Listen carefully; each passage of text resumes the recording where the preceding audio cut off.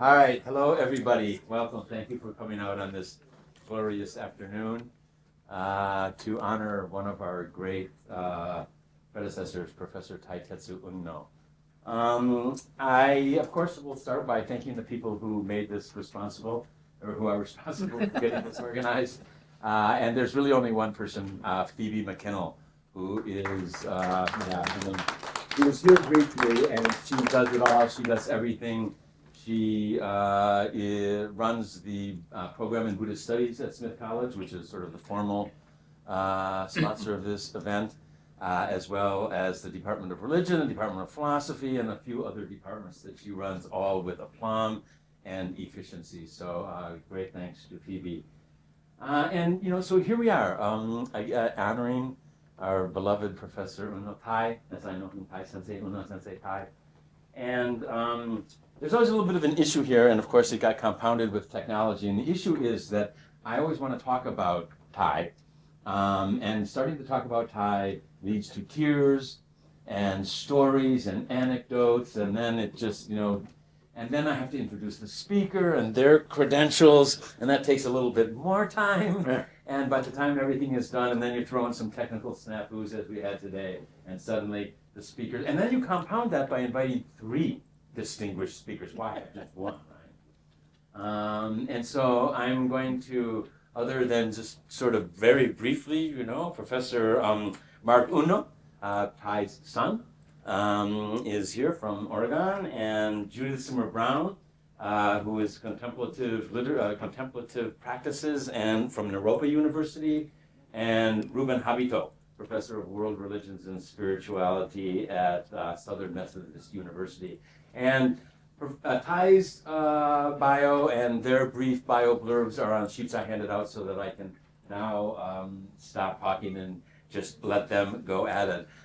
This is a series of talks honoring Professor Unno that we've been running for a number of years. Folks like James Dobbins, David Matsumoto, Duncan Williams, Mark Blum, Patty Nakai, Jessica Starling, Cynthia Bogle, and other esteemed professors have come to honor Professor Unno in the past. And today, as I said, we're very fortunate to have not one, but 3 speakers and a few tech advisors here to help us today. So without any more, I turn it over and let them take over.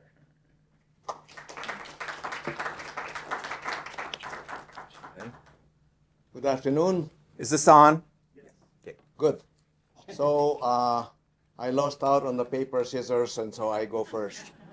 So anyway, it's a great honor and joy for me to be here to honor our beloved mentor and friend, Tai Unno.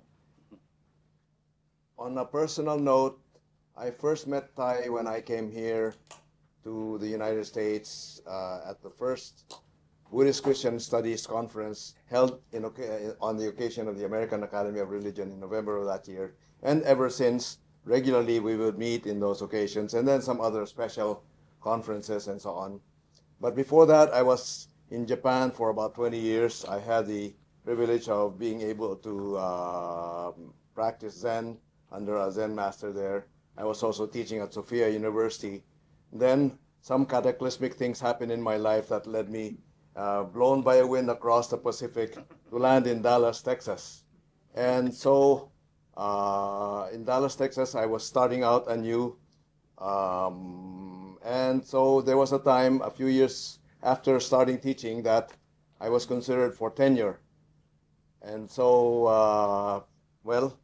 I fortunately received it, and they've been stuck with me ever since. It's been 35 years. But I found out much later that Tai Unno was one of those who had written a letter on my behalf for tenure and promotion. And lo and behold, I not only got tenure, I got jumped from assistant professor to full professor right there. So I don't know what kind of things he wrote there that allowed me to do that. So thank you, Tai. He was good. Wherever you are now, I'm grateful to you. But not only for that, but for so many other things that you taught me through the years. And today, in my short time, I have about 7 minutes left. We have about 10 each. I'd like to talk about 3 divides that Tai was able to bridge in his own life and in his career that I honor him for, and that I would like to follow him as a role model.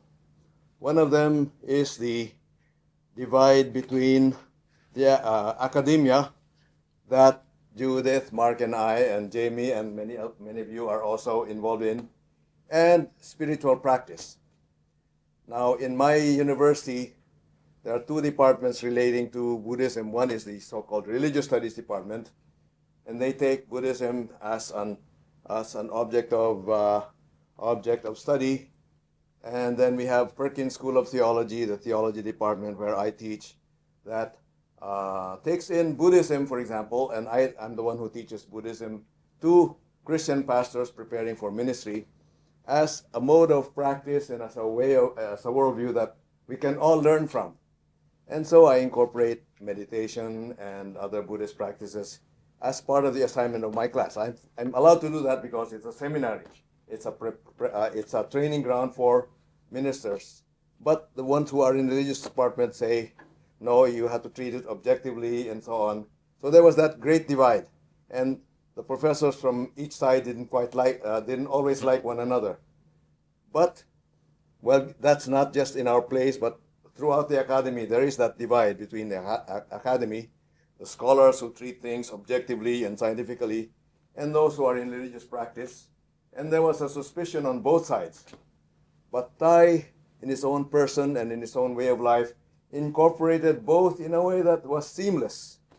He was an academic, no doubt about that. He had a lot of academic works that are of top rate. And then he also was a devout Buddhist, Shin Buddhist practitioner. No doubt about that either. So in that regard, I'd like to continue looking at him and following the way he forged that path of integrating academia and religious practice. Another one that he has been able to successfully bridge is the divide between so-called self-power in Zen and other power in Pure Land, especially Shin Buddhism. There is this traditional tension or conflict or opposition between other land and self-power and other power within the Buddhist tradition, since that already was a very clear divide in Japan. And from what I recall, the different Buddhist groups were in their own Buddhist world in a way that was like a silo. They didn't get in touch with the other Buddhists. They did their own thing, and each one had their own communities. And somehow they would cross one another, but never get to really encounter one another on a deeper level. So then the so-called other power Buddhism, Shin Buddhism and so on, would look at Zen as self-power. How can they do that? How can they enlighten themselves by their own power? Whereas the Zen Buddhists think, oh, they're weaklings. They have to rely on another power and so on. So there was that kind of talk in a derogatory way between one another. I may be exaggerating, but at least that's kind of thing that you would hear talking to people who are engaged in Buddhism of the different kinds. But Thai invited a Buddhist master here. I hear that he invited Sasaki Joshu Roshi and offered session and so on. And he himself was a Zen practitioner while being a devout Shin Buddhist. And so in his own life and in his own spirituality and in his own worldview, the so-called other power and self-power distinction just dissolved. And I could spend another 5, 10, 15 minutes or maybe an hour trying to see where those two are not really opposites, but somehow they are different expressions for our access to something that truly can transform us. But I won't do that. I'll just mention that he was able to bridge the tension between those two in his own life and career and in his writings. And thirdly, this is also where Thai was very well known, the bridge between Buddhism and the world's other religious traditions. He's known for his work in interreligious dialogue, and Judith, Mark, and I are members of the Society for Buddhist Christian Studies. That's just one, but the other religions, the Abrahamic religions, for example, Judaism, Christianity, and Islam, and then the other Asian traditions besides Buddhism, there's Hinduism, and then Taoism, Confucianism, Sikhism, and so on. So in a field where there are people with other traditions, Thai was so comfortable and was on his own ground, and yet he spoke with others in a way that could cross those boundaries or cross those barriers. And I recall a statement in an interview by the Dalai Lama, which I saw on YouTube, where somebody was asking him, somebody who admires him and wanted to be like him, said, "Should I become a Buddhist then so that I can live a life that is closer to you?" And he said, "What religion were you raised in? What religion do you now hold on to and practice?" He said, "Well, I'm a Christian." "Well, my suggestion, young man," was a young man, "is that you go to the heart of your tradition. And once you go to the heart of your Christian tradition, you will see that we can talk to one another. There's something deep in these religious traditions that enable us to find a common stream that nourishes all of us. And we can speak from the same language across the differences in our concepts, in our doctrines, if we are grounded in that deep stream that makes the religions what they are." And Thai had access to that. So that's why he was able to access the different people of other religions in a way that he could be friends with anyone and could be totally himself. I'll stop at this and enable my colleagues to continue. Thank you. Thank you.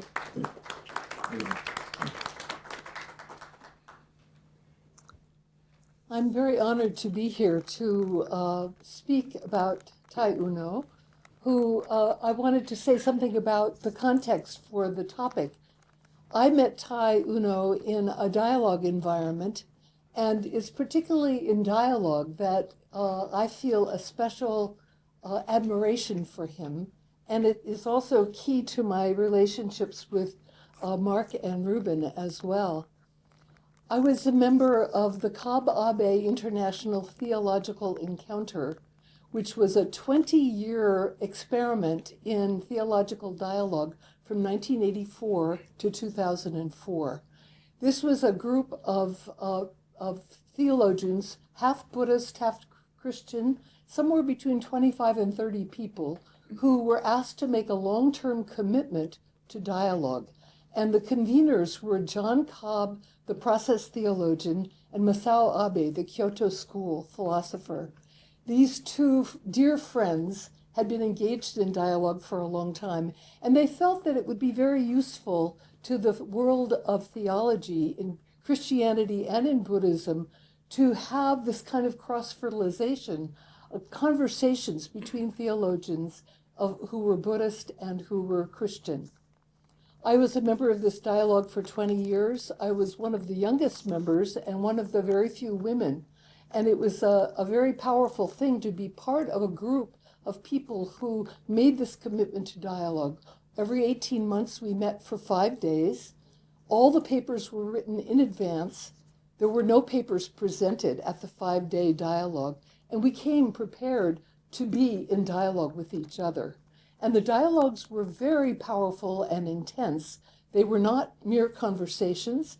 They were really the meeting of minds across tremendous difference among the Christians, among the Buddhists, and across Christians and Buddhists.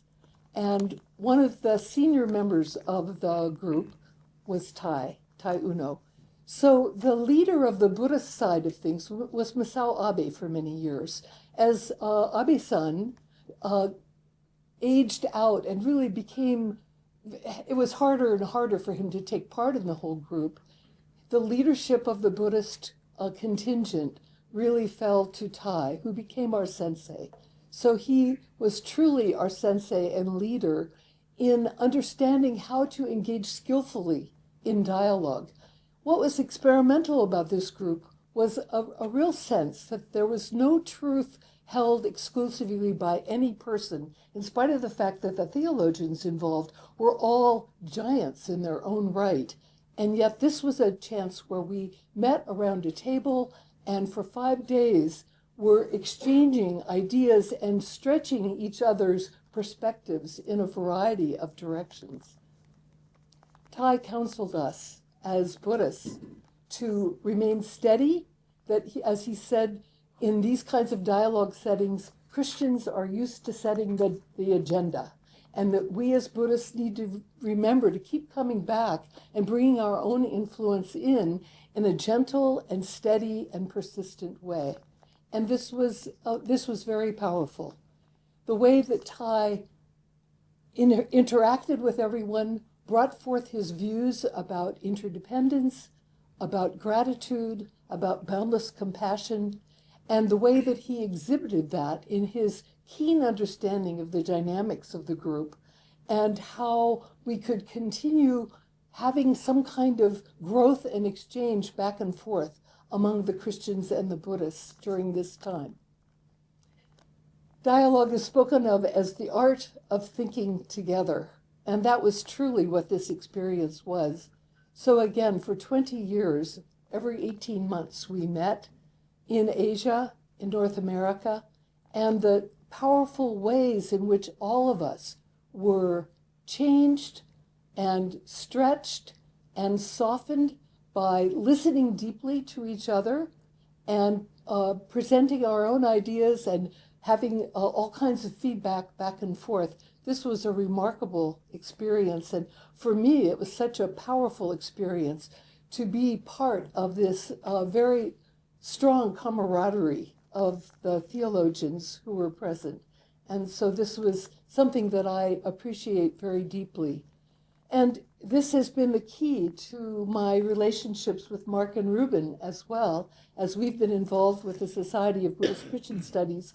I was one of the earliest members of the society, and over the years, I first met Ruben early on, and then later met Mark, and we've forged the kind of friendship that has come out of the kind of exchanges that I encountered in this theological encounter group, finding that there is difference in our own training, in our own lineages. I'm a Tibetan Buddhist practitioner, and coming from a Tibetan tradition and the much more Japanese orientation of my dear brothers here, we have marvelous exchanges about Buddhism, about practice, about theological perspectives, all kinds of things. And this, I feel, is a direct legacy from this theological encounter group, and particularly from the example of Tai Unno. So it's a tremendous honor to be able to be here today, to speak about dialogue as the way in which we could develop deeper, genuine friendships across difference in the world of religious studies and spirituality. Thank you.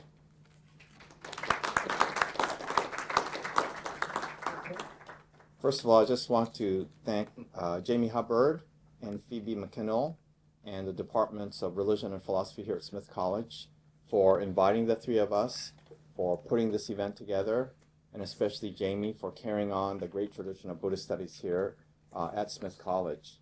And wherever my father, Tai Unno, is drinking sake, I know that he's so delighted with all of the work that's been carried on by Jamie and his wife Maki here at Smith College and other colleagues and friends. And so big thank you and deep bows to Jamie and everyone here. And so great to see some of you I haven't seen for not just years, but decades. So great to see so many friends and colleagues and former students of my father. And many of you are all three friends, colleagues, and former students. And I was very fortunate to have my father. My grandfather came to this country in 1935. My father was 6 years old. My grandfather came as the 12th generation ordained minister in our tradition, Shin Buddhism, in our family lineage. My father was the 13th. And my father was the first one to not become a full-time temple priest, but to become a scholar, while he remained very active in doing events and leading retreats in Buddhist temples and centers. And so I was the first one, the 14th generation, so I'm also ordained in the same tradition of Shin Buddhism. And I was the first one who didn't grow up in the temple atmosphere. And so it was just a matter, of course, that my grandfather was ordained and became a minister, that my father was ordained, became a minister. But I didn't grow up in that atmosphere. and mostly my father taught his first 3 years at University of Illinois, and then here at Smith College for 35 years, where when we first got here, there were no Buddhist groups. Now there are so many Buddhist groups, but there were no Buddhist groups. There were hardly any Asians, let alone Japanese. And so he was so wise because he needed to let me find my own way. But now looking back, I realized there were certain seeds he planted. So I went to college in Oberlin, in Ohio, Oberlin College, small private liberal arts college there. And at that time, small liberal arts college did not have a full 4 years of language studies. So I was very, very fortunate that Ron DiCenzo, who was a colleague of my father, gave me 4 years of independent study in Japanese language. He met me once a week for all 4 years. Wow. And I told my father that Professor DiCenzo is willing to meet me for independent study. And so Ron, as I eventually knew him, said, "Why don't you talk to your father about what you want to read with me?" And so my father took out a book from his bookshelf, and then he put a bookmarker in there, and then I took it back to school. And then when I gave it to Ron, because I couldn't read it at that point, I had to use a dictionary, look everything up. Then he started laughing because it was a chapter on the history of Japanese Buddhism. So even though my father never explicitly, said you have to study Buddhism, he planted all these seeds along the way. And so eventually, I finished college and I studied Japanese and Chinese, and I became a research fellow in Buddhist philosophy at Kyoto University before I went to graduate school at Stanford University. And the areas I ended up working on, all on my own, so that I could establish a scholarly profile completely different from my father: Buddhist philosophy, world and comparative religions, interreligious dialogue, early Chinese thought. The one area, so these all happen to be the main areas where my father worked. And I started my career as a postdoctoral fellow at Brown University.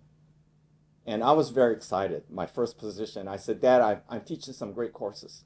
And he says, "Well, can I come down and sit in on one of your classes?" And I said, "Sure." So Mom and Dad sat in on one of my seminars. And in that course, that week, we just happened to be reading a book by one of my mentors in Japan, a very famous Buddhist philosopher named Keiji Nishitani. And we were reading his main work in English translation, Religion and Nothingness. And unbeknownst to my father and myself, we had assigned the same text in the same week that semester.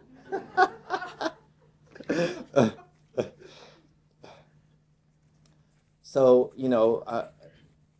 it was not just his hope and desire for me, but it was really the larger clan expectations, going all the way back to our relatives in Japan, that I set out on this foot. And I don't think I would have done it if he had tried to force me to do it. Mm. So that was his great, great wisdom, that he let me find my own way, but planted seeds along the way. Mm-hmm. Yeah. He was such a great father that way. And when he passed in 2014, so just over 10 years ago, then we had a family funeral in Eugene, Oregon, where I teach at the University of Oregon. And then we had the main funeral in Berkeley, California. And by that time, so many of his friends were too elderly to travel. So then we had memorial services in Los Angeles, Honolulu, Seattle, New York, and then here at Smith, that Jamie helped arrange, and then at the Barry Center for Buddhist Studies, where my father led retreats for many years. And it was quite remarkable that in all those places, all these people came up, and there were many of his former students, both Buddhist students and students from here at Smith College. And I got to see the real impact that he had on so many people. Because for me, as much as I admired him, he was just Dad, and I saw him up close and personal in his underwear. And so it really was something for me to find out just what a deep impression he had left on so many people.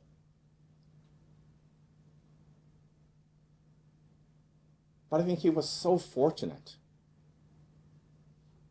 because he received so much from the people who became his friends, colleagues, and former students. And so he was able to build a small but very enthusiastic and wonderful Buddhist community here, the Northampton Shin Buddhist Sangha. And I know how deeply he appreciated the people here who took the journey with him on the Buddha way, and to have Corky and Jeff Brown here. And in the scholarly world, people who received his influence and then found their own way. So we have Karen Smyers, who eventually became professor of Japanese religions at Wesleyan University. And then after being promoted and receiving tenure, she quit and became a Jungian psychotherapist. And my father greatly appreciated and admired that entire journey that Karen took.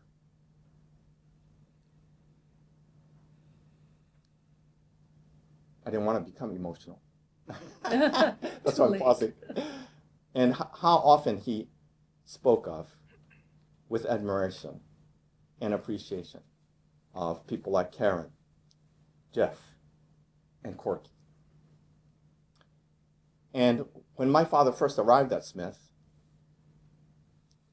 there were few other people who worked in Asian studies other than my father. But with the assistance and collaboration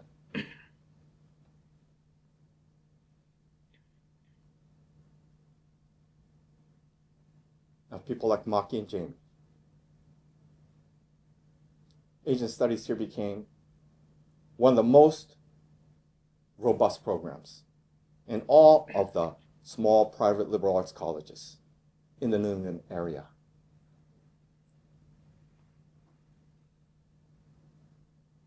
And Ruth Ozeki, one of my dad's former students, became a best-selling author, writing Buddhist-influenced novels, and a Soto Zen priest. And I got to meet Ruth way back in 1976. My father was director of the junior year abroad program, the Associated Kyoto program. And my father took the whole family, and I went to international school in Kobe. And on weekends I would come home, and sometimes there would be gatherings with the students in that program, and Ruth was one of them. And I was 16 at the time, and she was about 20 at the time. 19, I think. Yeah, 19 or 20. Big age difference. Yeah. Too old for me to have realistic dreams, but not so far apart in age that I couldn't have a crush. Yeah. And Carol Zaleski, who I was fortunate to meet even before she became professor here, because she had just received the invitation to be a finalist for the position that she came to fill here at Smith. And she just happened to be coming to Japan, so I got to meet Carol and her husband Phil. And I know how much my father admired and respected Carol, because she too combined academic study and the spiritual path, and went on to become one of those rare people whose works crossed over from critical acclaim in the scholarly world to making the New York Times bestseller list with her work, Otherworld Journeys. And have I left anybody out? And in that period, growing up as a teenager in Northampton, Massachusetts, there was a small group of us at Northampton High School. And both my parents were working. They were very busy. I would often come home, and I'd say, "Where's Dad?" And often the answer would be, he's in California giving a talk, he's in New York giving a lecture. And so without the help of my friends, and not only my friends, but my friends' families, it would have been difficult for me to have a full-bodied, rich experience. But fortunately, a few of my high school friends, we became very close-knit, and we would often stay at each other's homes. And then all the moms would become our second moms. Yeah, so here in the audience is Flora Majumder, who was one of those people, because Tika was my best friend in high school, and then he went on to become professor of physics at Williams and dean of science at Williams. And it's been our custom to get together once a year when I come out. And Ruben and Judith and I, we would not have had our connection had it not been for my father. And he's the one who started, at the invitation of the executive director of the Berry Center for Buddhist Studies at that time, Musong, attended a lecture my father gave here at Smith. And then he invited my father to give a retreat at the Berry Center. And my father started in 2002, went to 2004, when he had a stroke. And he couldn't do it by himself, so he asked me to join him. We did it together for 4 years. And then after he moved to Eugene, Oregon, I did it by myself for 11 years. And then I co-taught with someone else for 2 years. And then I had a discussion with them over there. And I said, could I invite Ruben Habito and Judith Simmer Brown to co-teach with me? And I was so fortunate that they agreed. And I don't know that they would have agreed except this deep connection that came through my father. And they're not just anybody. So Ruben was given transmission as a Zen master by his master, Yamada Koun Roshi, but he's also world famous, literally world famous in the world of Christian theology. So he's currently president of the American Theological Society, which is the most elite organization for the most elite Christian theologians, with a membership of about 30 people. And so Ruben 100. is 100 people. Oh, 100. So he and so he is internationally renowned in both the world of Christian theology and as a Zen master. And Judith Simmer Brown is a founding faculty member of Naropa University, which is the most robust Buddhist university outside of Asia. And she also attained the rank of Acharya, which is the highest rank that you can attain as a Tibetan Buddhist teacher. And so what a great honor for me to be able to co-teach with them at the Berry Center for Buddhist Studies at an event that we've held continuously for over 20 years, which began with my father. So there are so many more things I could say, but I realize now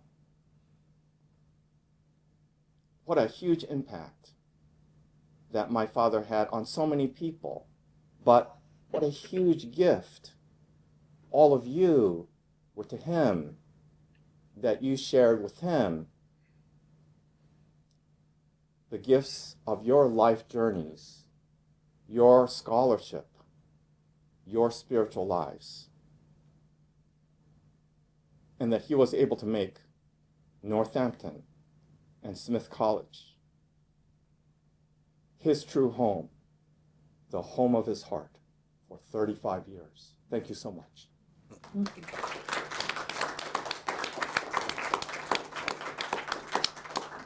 Thank you all so much. Well, we have some time for questions and discussion, and Or so- recollections. Yeah. or what? Recollections. Recollections and Anything people would like to anecdotes say. and everything's open. So I'll sort of stand up here, but I don't think we need much moderation. Anybody would like to start in? And if there's a mic that could be passed, I don't know if there's a mic that can. That microphone is How probably. about this one? Or you could just carry this one over. Okay, does that make sense? Okay. Okay, sure. Seems loud. Just hold it.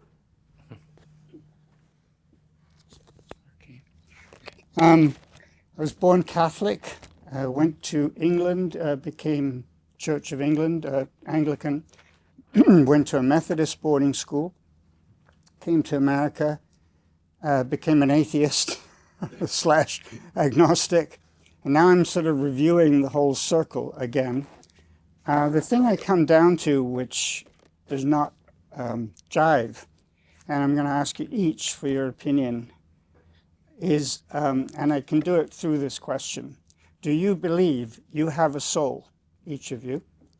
And if so, would you prefer that, or would you prefer the opposite? Yeah. Wow. Oh, I didn't use it, sorry. Okay. Thank you. That is really a cutting question. Microphone is here. Sorry. Yes. Hello. So, I have been engaged in a lot of discussions about this because in many translations of Buddhism, Anatman is translated in English as no soul. And then, of course, in the Catholic tradition, there is also this talk about our immortal soul going to heaven after we die, separated from the body. Now, if I entered into this conversation or this into this matter, it would take me another 20 minutes or so. So, just to be brief, I understand the word soul as the deepest part of the human individual, that core of our human being that enables us to open up to the transcendent. In this way, I use the word soul. If I do use it, I try to avoid it as much as possible, in a way that is synonymous with the word spiritual. There is a series of books, about 22 volumes, with the subtitle World Spirituality. And there are books on Jewish spirituality, 2 volumes, Christian spirituality, 2 volumes, Muslim or Islamic spirituality, and so on, Buddhist, Hindu, even secular spirituality or New Age spirituality, Mesoamerican, and so on, 20-something volumes. And the editors got together in the beginning of the project and said, and discussed among themselves. Now, the subtitle of this whole series will be World Spirituality, and it will be taking scholars and practitioners from the different world traditions to talk about their tradition. So, is there a way in which we all can agree on the use of the word spirituality or spiritual that can go across the board? And so, after some discussion, then they came out with a consensus, which is now published in the common preface of these 2 volumes. It's Crossroads Publications World Spirituality series on those different religions. And the common preface, which was written by among the editors, there was a Catholic professor named Ewart Cousins, who was teaching at Fordham at the time. And he was just a spokesperson, the person who wrote what they all agreed on. And they came upon this working definition. The spiritual is the innermost core of the human being that opens us up to the transcendent.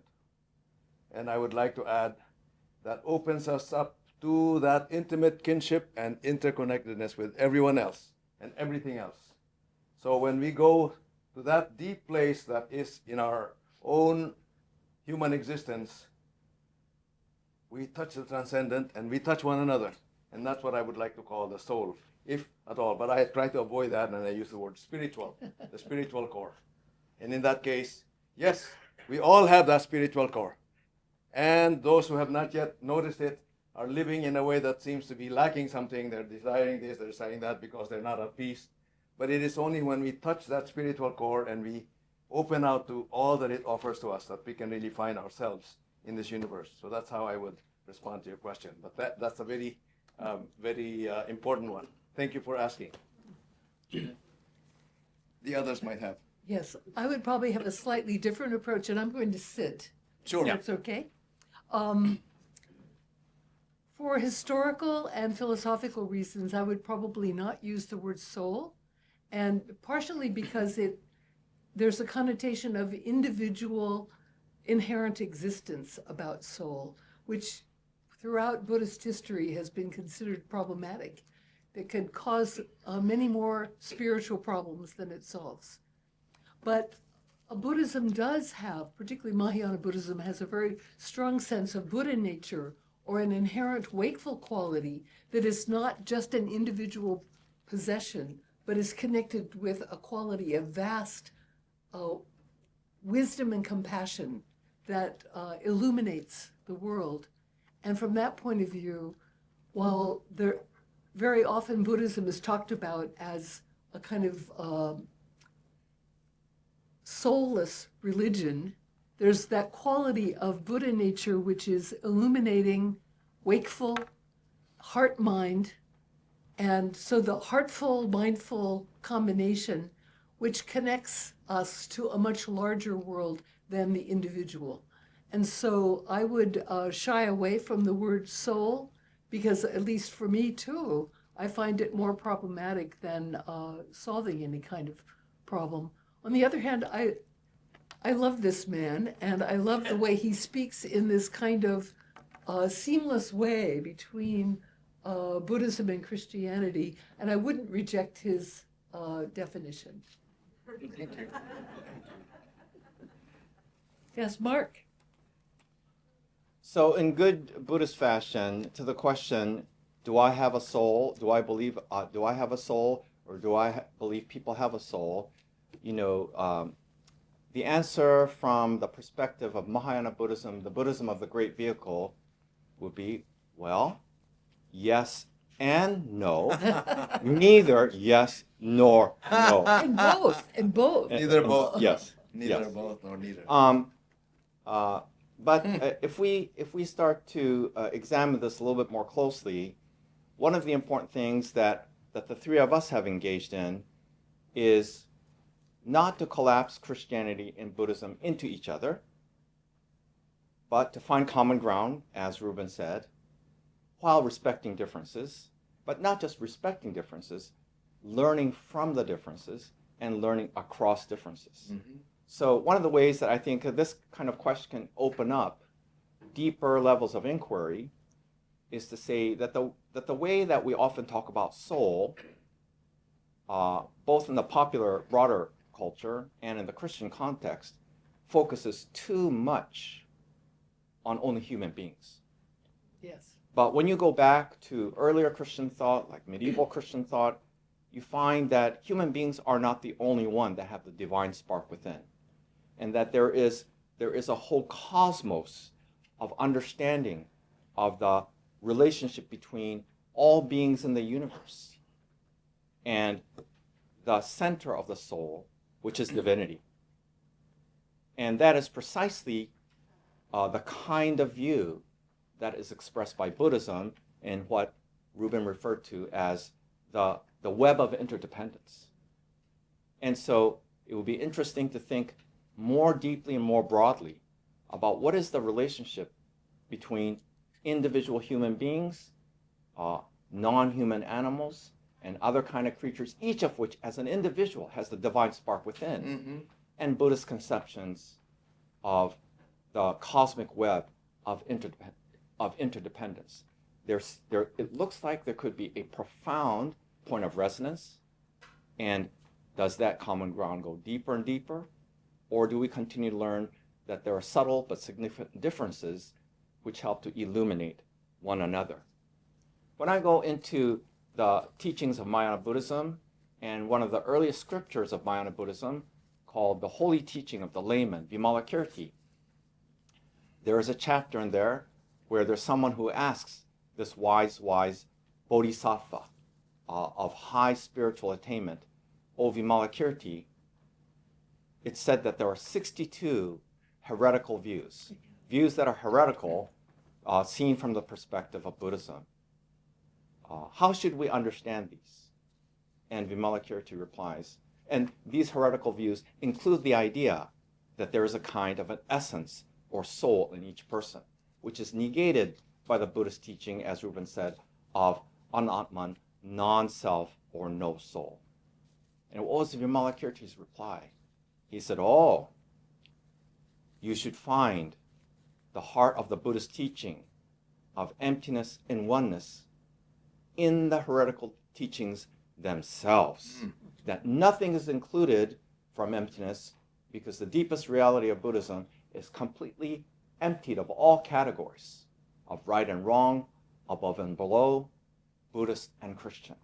And there you will find the truest reality of the self, the ultimate reality, which is not so much a philosophical theory, but in which you will find that no matter who you encounter, you are encountering yourself in another form. And that is how we can cross bridges, by recognizing people for who they are, uniquely themselves. But when we go deeply into their uniqueness, it will turn out that we will discover ourselves in another form. Actually, I want to keep this here. This is too. Okay. So when somebody asks a question, in case their voice doesn't Yeah. carry We'll up here, repeat it. would you please repeat it Yes. for the Yeah. audience out in the world? Okay. Yes. Great. Sure. Good point. Somebody else? That lady over there. So, I have about 6 questions. Pick one, pick one, Them all at once? pick one. Professor, you're- Pick your favorite. Pick your favorite. Or two, maybe. Yeah, two. So, well, many of them have to do with you, Professor Hito. There you Why go. don't I start with those? Okay. and Can then we we'll relax see my now? permission. Okay, Ask okay. the others. Well, my first comment, my simple comment is,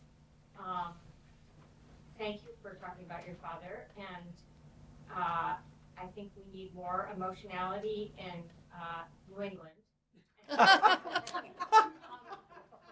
And other regions and places, no names, mentioned, but, so thank you for bringing that, and how can we talk about soul or spirit or any of the ways that you have, conceptualized it without having emotionality, and all of our parents died regardless of, our relationships with them, so thank you for bringing that into the room, and bless you. I do really have 16 questions, I will just ask one, but that is a very hard charge. You can hang out afterwards. Okay, sounds good. All right, my second comment is just thank you for the trinity, if you will, of your answers about soul and spirit. It's the best I've ever gotten, thank you. So the point about the Dalai Lama, how the Dalai Lama says, go deep into your own path. It sounds strange to disagree with the Dalai Lama, but in my role here as chaplain, I have a hard time conveying that to students who have a very intersectional spirituality.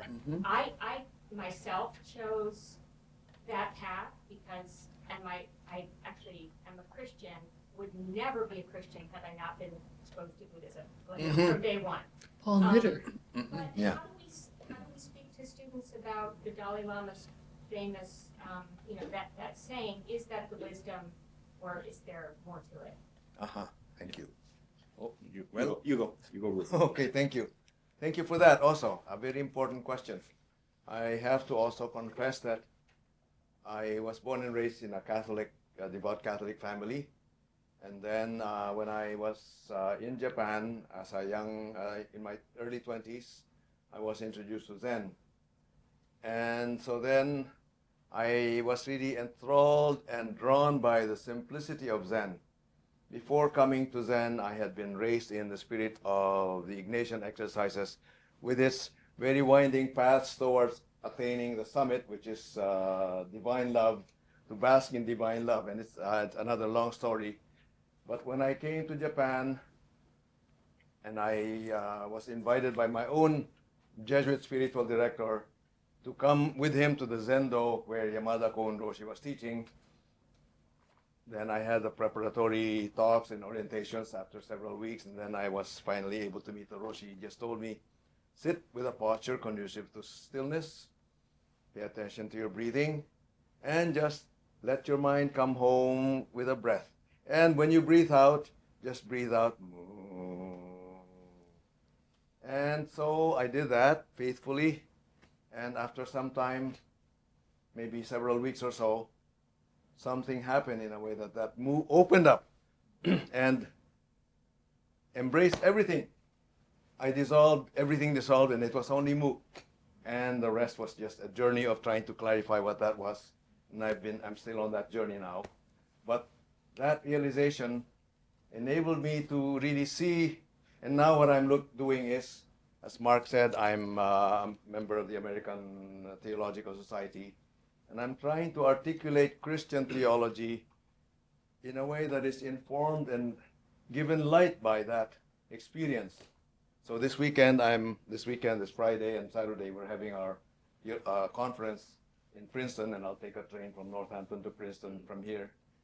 And precisely on how our Christian theological worldview is grounded in a spiritual search. The search for meaning, what am I here for, where am I going, but not not just in a conceptual, intellectual way, but really asking the very point of what's this all about. And the koan that was given me, the koan Mu, is precisely a way of opening that up, no longer as an intellectual or conceptual framework, but precisely as a living reality that enables us to appreciate what it is to be alive every moment, not just as my own little self, but precisely in the context of my interconnectedness with all living beings. That reminds me of what Mark said during our conversations when his father was already retired and he was already very weak then.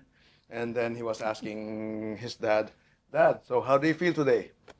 And you can correct me in particulars, but Tai said, it's good to be alive. And so that affirmation, it's good to be alive.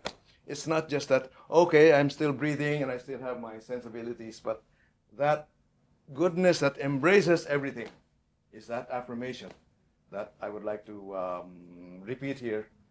If we can only come to that point in our lives where we can affirm that it's good to be alive, we'll know that it's more than just what we think it is, and it's a lifetime search to see the deeper and deeper dimensions of that, what it means to be alive. I don't know if I answered your question directly, but that's the kind of horizon that I have. Thank you. Thank you. Judith? Yes, I'd like to just build on what Ruben has talked about. I was raised in a Christian environment as well. My brother Steve is here. We were Methodist ministers, children from Nebraska, and the spiritual questioning that I began in my young life led me very soon to Buddhism. And so now, after over 50 years of Buddhist practice, I can say, and also a lot of experience with dialogue, in theological dialogue, in dialogue of contemplative practice. My experience has told me, and also from the guidance from my own Buddhist teacher, that it's very difficult to go deep if you are staying only in the theological realm. That, at least in my experience with theological dialogue, the tendency to stay within the distinction-making mind and the theoretical constructs, which can keep one from really going deep into the place where we can find a common ground. So my 20 years in the Cobb Abe Theological Encounter Group, it was very powerful, really wonderful moments. But I also have been very involved in several other dialogue groups that have been particularly practice-based. The monastic interreligious dialogue community, I've been very much an active member of that. And also a series of 10 conferences at Naropa on Buddhist and Christian meditation, primarily with monastics.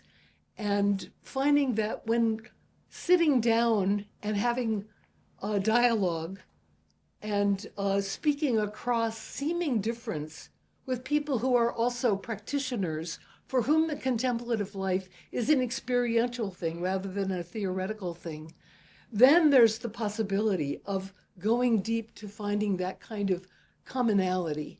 And so in my own experience with dialogue, the kind of guidance I received from my teacher is, if you really want to find that kind of common ground, practice together, meet people who are committed to the life of practice and inquiry and spirit, and then one finds a kind of non-conceptual commonality which is very difficult to find in the theological realm. So I'm not sure we can find it in the classroom, but we can find it in the retreat center. We can find it in the monasteries and the practice grounds. And I think that is really a way that we can work with our students. At Naropa, part of we're a mindfulness-based university, and for graduate degrees in religious studies and in Buddhist studies, our students are required to do a month-long retreat in something. And the experience of retreat changes the conversation in the classroom in such a dramatic way. We have every semester a practice day where the entire school stops and we do a day of practice together, changes the environment of the conversation. And so that kind of experiential immersion in the non-conceptual ground of discovering one's own mind, one's own heart, one's own experience is a way of bringing that then into the classroom while reading texts and such, changes the environment and the context of the conversation. So that's the advice that I would give. That's at least from my own experience. Thank you. So the way that the Dalai Lama, and I was very fortunate to meet the Dalai Lama in his very first visit to the U.S. in 1978, right here at Smith College, because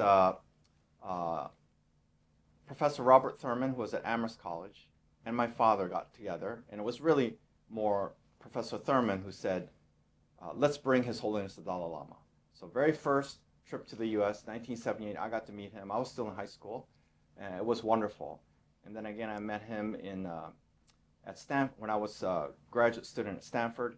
And then we brought him to the University of Oregon in 2013. And so I got to be up close and personal with him, and he is remarkable. And so just as you said, when people approach him and say, you know, I want to become a Buddhist, say, first, go deep in own tradition. Then, interest in Buddhism may be okay. If I may, okay, go ahead, finish.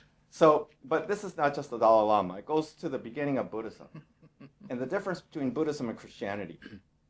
So, the power of each religious stream comes from a very different place. And one is not better than the other.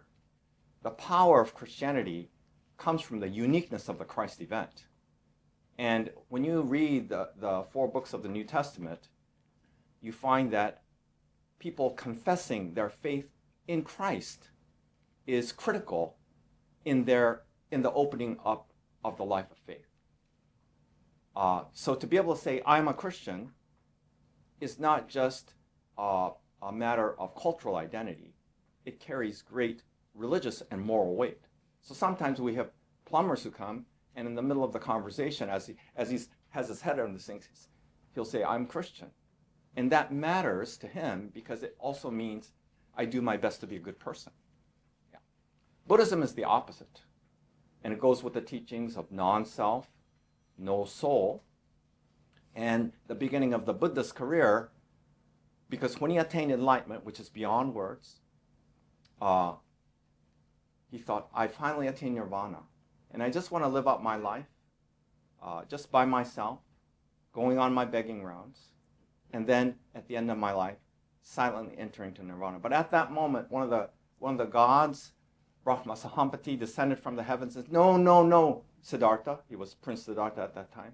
No, you can't just remain silent because look at all the suffering beings. Out of compassion for them, you must go forth and teach. He says, well, no, I don't think so, because the only way that I can communicate is through words, because that's the medium in which human beings live. But enlightenment is beyond words.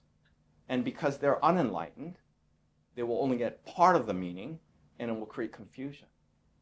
So I don't want to teach. And they went back and forth, and finally Siddhartha relented. And he began what's called the turning of the wheels of turning the teaching. And then after that, every consecutive generation, he handed down the mantle of enlightenment. So that when you meet a Zen master today, they have the same enlightenment as the Buddha himself. And so the power of Buddhism derives from 2 things. One is that the current generation of Buddhist masters carries the same enlightenment as the Buddha. And they have been tempered by deeply questioning the Buddhist teachings and their own understanding of it to doubt deeply. So the beginning of early Christianity begins with the great confession of faith, and the beginning of Buddhism begins with what I call the great hesitation. Okay? So they both have their merits and their weaknesses, but to understand that the two can produce a marvelous mix when one can combine deep confidence and deep faith in the value of one's own spirit together with the ability to examine and question deeply. So I teach a course called Dark South, East, and West, in which we explore not only different conceptions of the dark side of the self or the problematic side of the self, sin and Christianity, karma and Buddhism, disharmony with the Tao and Taoism, and we also read non-religious works. We read Wild by Cheryl Strayed, in which she takes a 1,000-mile hike on the Pacific Crest Trail, which becomes a virtual spiritual pilgrimage for her, but in a completely non-religious context. But she finds it notable that she ended up at the Bridge of the Gods at the Columbia Gorge, where the PCT ends. And we also read atheists like Albert Camus and his essay, The Myth of Sisyphus. And what I find there is something that I think you're indicating, which is that there are some students who come into the class and they know who they are, they're Buddhist or Christian, but they're interested in other religions, and they become more deeply committed to their own path, but with a more inclusive and more sophisticated understanding of other religions and their own through the course. There are others who have had bad experiences in church or synagogue or temple, and they're looking for something else. But there's a pretty large percentage of students who are ultimately not going to find their spiritual path in any one religion, any one institution, and it's going to be their destiny that they are going to respectfully and appropriately, but in a deep way, draw on different strands and create their own spiritual mosaic as it unfolds. And that one of the reasons why I wanted to become a professor is so that I could have that experience with students. I could open them to the resources available. At the same time, in the Buddhist world, to act as a Buddhist teacher and those who are coming to the Buddhist path, but do so in a way that I think my father tried to do and I tried to do, which is not just be isolated in the kind of the canonical Buddhist teachings, but to draw on all sources of spirituality, religion, philosophy, literature that can help illuminate and broaden and deepen the understanding of the Buddhist path. So I think, in a way, we live in an intersectional world. Religion, race, gender, sexuality, and the more we learn about the depth and richness and scope of human experience, the more we can deepen our paths, whatever that may be.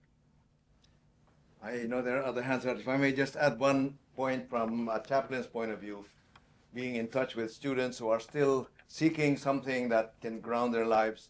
They come from a certain tradition or not, and they're in search.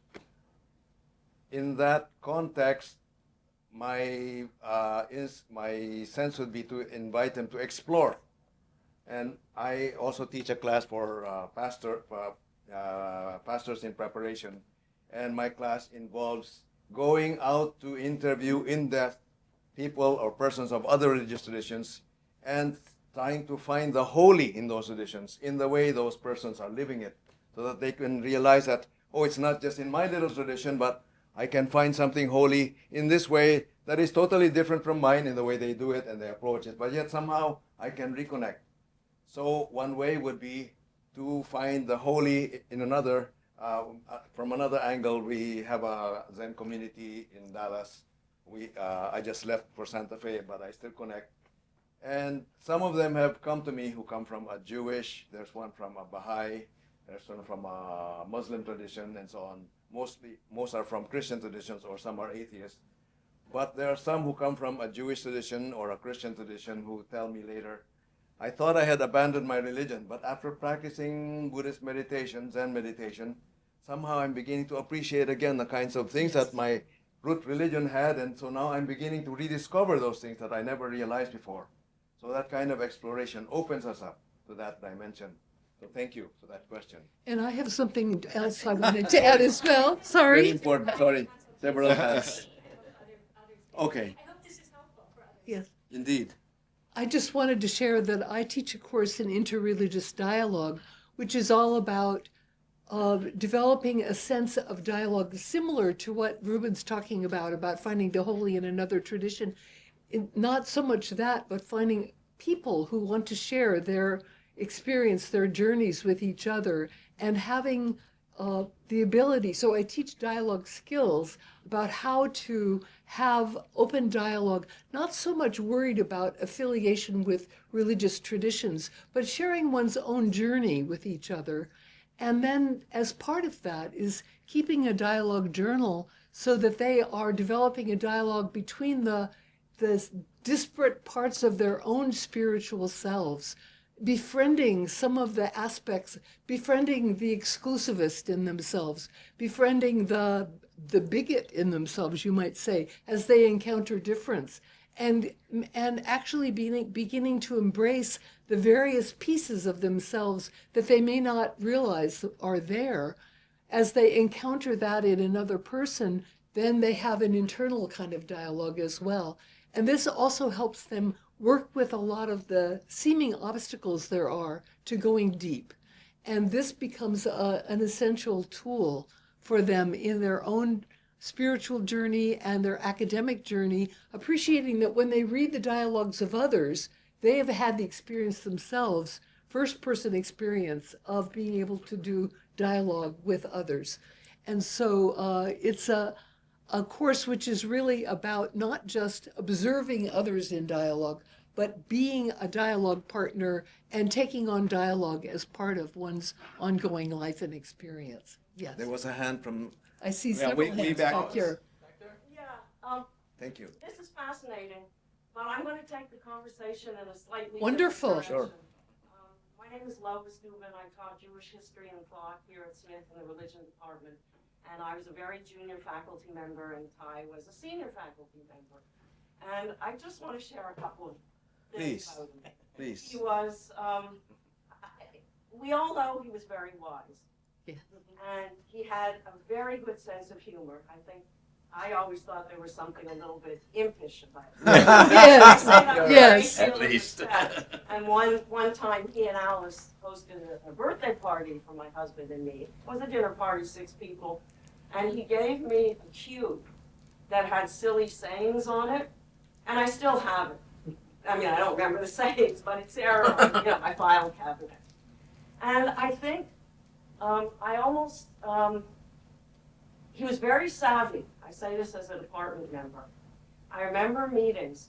We all thought it was important to say whatever we thought, but Ty knew better. Ty would be quiet until the That's end right. of the meeting or a very late point in the meeting, and he knew what to say in a few words Yes. at a late moment when they would have an effect. And I never knew anybody else who was as effective, as savvy as Totally he was agree. in that way. Yes. And I had to laugh when you mentioned the holy teachings of Vimalakirti. I and Carol and Jamie, you later, we all co-taught this intro to world religions, and we each taught in our own field. And I taught a Jewish text, and I knew nothing about Buddhism. And the first time I had to read that book, I really almost tore my hair out. And I think, some of you remember the way Bob had died. I met him in the library. I said, I can't make any sense out of this. He said, well, I can't either. So, but I think that Ty knew that some of what he said in the classroom was very enigmatic, and that his colleagues as well as his students didn't understand what he was talking about. And yet, he'd say something that got through. And he was a great teacher. He was a wonderful teacher. And at another point, I really sought out wisdom from him. My own graduate student advisor, who obviously had been a very important teacher, died, and I went to his funeral in Cambridge, and we were of the same religion, but I didn't practice in the way that my teacher did. And I came back, and I was tremendously moved by this. And the person I wanted to talk to was Thai. I said, can we have lunch? And we sat for a few hours, and we just talked about teachers and students and a very deep bond.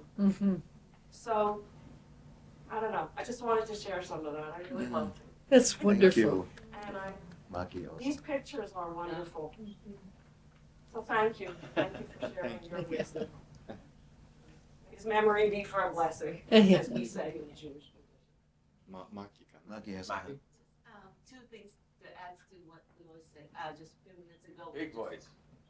A few minutes ago, we were looking at his picture, and Louis said he was almost going to cry, but he was a very charming and mischievous person, and he was loved by not by Smith students, but the students in the valley. But I don't know anything about Zen Buddhism or spirituality or so forth, but I just wanted to tell his side of great Zen style administrator, as Lois said. Jamie and I were nobody when we arrived here in 1985. Smith didn't even have more than 1 year of Japanese. And they wanted to, and Thai, of course, I'm sure, wanted to develop the Japanese program, but administrators were like, Japanese, we don't know Asian things. So they created the 5 college position to share me with the other college. And, but then in late 80s, enrollment grew and Japanese became more focus of interest, and so is Chinese. So many of my East Asian Studies supporters said, okay, let's just make a program, because we are infant programs.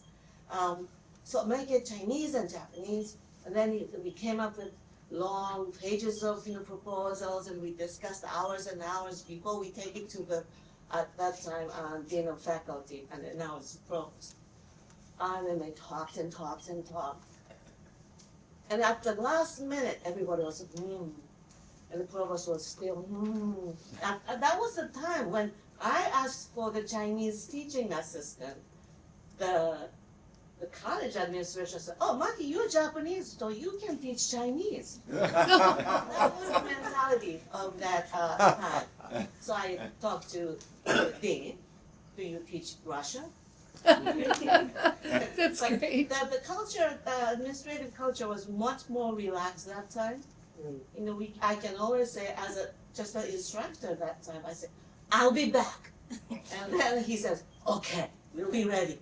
So in that kind of culture, and then after this long discussion about Chinese and Japanese program, what to do with these infants, after silence, Tai says to the provost,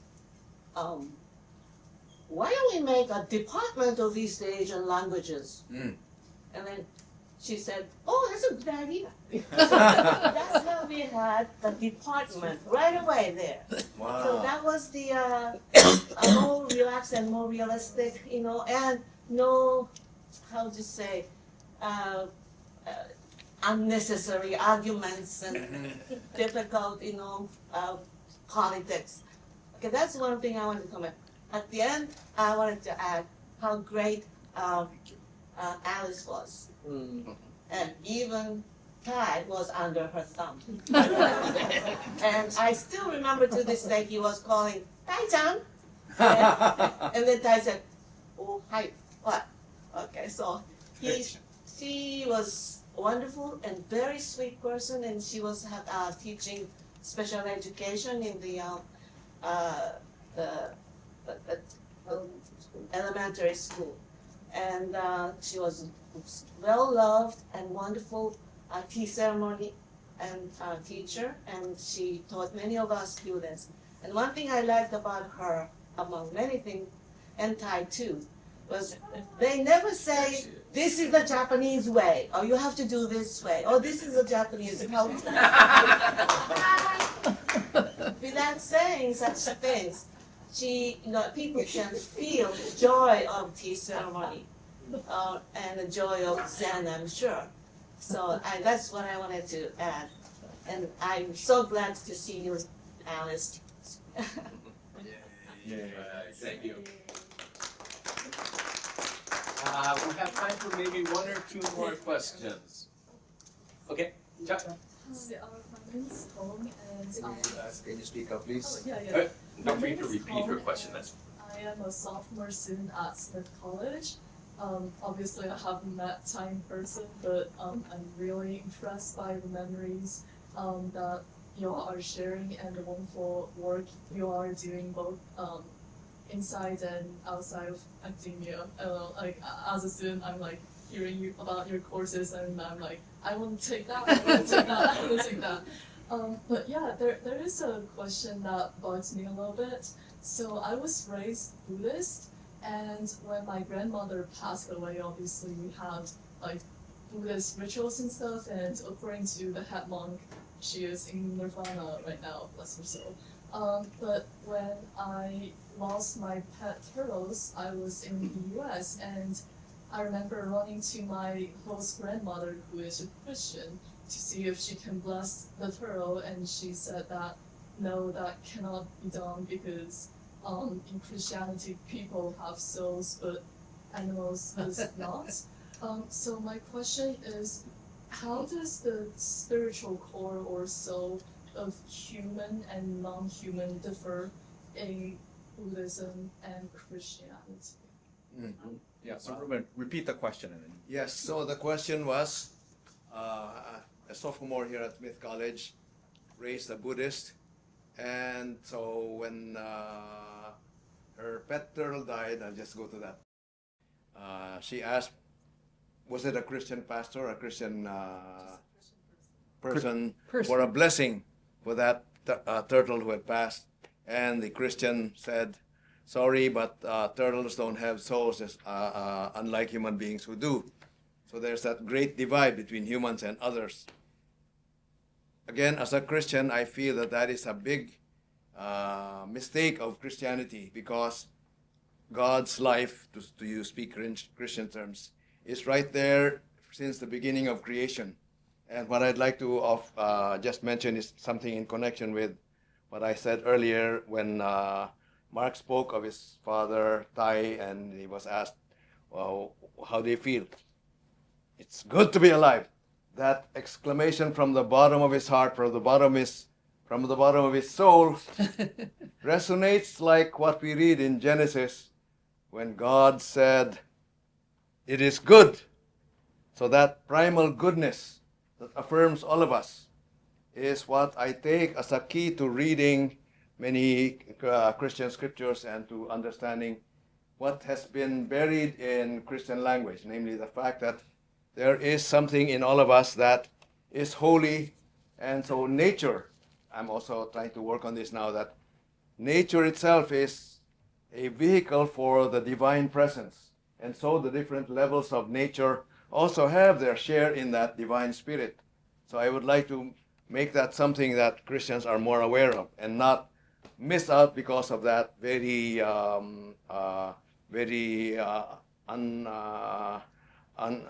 unsatisfactory way of saying that only humans have souls and animals have not. That was something that came along the way, but I'd like to revive that and make that question truly alive among Christian theologians nowadays. Thank you for that question. Judith, do you want to say something? I would just say briefly, there's no difference in between turtles and humans in terms of having that spark of life, and which I wouldn't call a soul, but I would call Buddha nature. And of course, that sense of once you have a mind, once you have some kind of consciousness, it doesn't matter what level of being it is, that there is no distinction. And so there's no problem at all with turtles having a blessing. I've definitely blessed a lot of cats and dogs, and I've never been asked to bless a turtle, but I would, certainly, no problem. I'm just going to add a couple points to that. So as I mentioned earlier, if you go back to earlier Christian thinkers, especially the mystics, they see that the divine infuses everything because they are of God, because God created them. And so there's nothing that exists outside of divinity. And that if you go deep into any being, you're going to find the divine spark. Even those who seem opposed to God, so Lucifer, Satan, but people forget that Lucifer is simply a fallen angel, and that he could be also rehabilitated. This was the vision of the Swiss psychologist Jung, to say that we have to remember that even Lucifer is of the divine. And then just to add on, because I was reminded by what Ruben said of the question you had about spiritual intersectionality, is that what I try to do with my students in my Dark Self class is to help them understand that however they form their spirituality, that they discover that they belong. Mm-hmm. And not just that they belong, but all of who they are, all their experiences, up, down, left, right, the good, bad, and ugly, that nothing is wasted. And even the most difficult experiences in life become fertilizer for one's own spiritual awakening. And that this was reflected in the story that Ruben conveyed about my father. After my parents moved to Eugene, Oregon, we had small Buddhist gatherings, Dharma gatherings. And my father, in his later years, he had what's called vascular dementia, which is different from Alzheimer's. He was fully intact. It's just that his heart couldn't pump oxygen to his brain quickly enough, so his ability to process cognitively slowed down, but it was still intact. And so when we would have a Buddhist gathering, we would do chanting, and then I would defer to my father as the senior person. And I would say, "Dad, you have a message for me?" And we did this for several years, but there's only one Buddhist talk that he gave that really stood out for me and that I remember. I said, "Dad, do you have a message for us?" And that's when he said, "It's good to be alive." And that yes is a yes that's beyond yes and no. Mm-hmm. It comes from the depths of his being. It comes from the heart of the universe or self.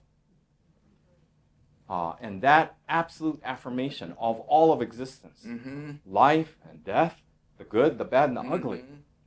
is available to everyone, no matter what path you take, Buddhist, Christian, Hindu, Taoist, Confucian, atheist, Marxist, whatever it is. Because each of us is a child of the universe. Each of us belongs. Each of us is unique. And each of us will find our way to be at home in our own heart, comfortable in our own skin, and know that we belong in the great, great arc of the universe as a whole. Thank you. I'd like to thank all of our panelists. Would your mother say something? Yeah, Mom, you want to say something? Why don't you say something, Mom? Let me ask her to unmute. Alice, sunshine. There. You want to say something to the group? Yeah, say something, Mom. Say hi to everybody. You're on the mic. We're all looking at you. Hi, Alice. Give us a message, Mom. It's good to be alive. Show her. Give us a message, Mom. It's good to be alive. A little word of wisdom. A word of wisdom? At the end. Just enjoy what you have. That's all. Thank you. Thank you so much. I have one final little anecdote, and actually, Alice, I need your help on this going forward. Among the many seeds that Mark was talking about that got planted was one that was maybe not nurtured enough, I'm not sure. The sartorial effect. Stand up, Mark. Those of you who know Thai, he didn't look so much like he does in that picture with a tie. His standard outfit was a turtleneck and a sport coat. Yay. And you'll get into it. All right, thank you, everybody. One last request. So anybody who can remain, come to the front lineup, and we're going to take Pictures. Group photos. Okay.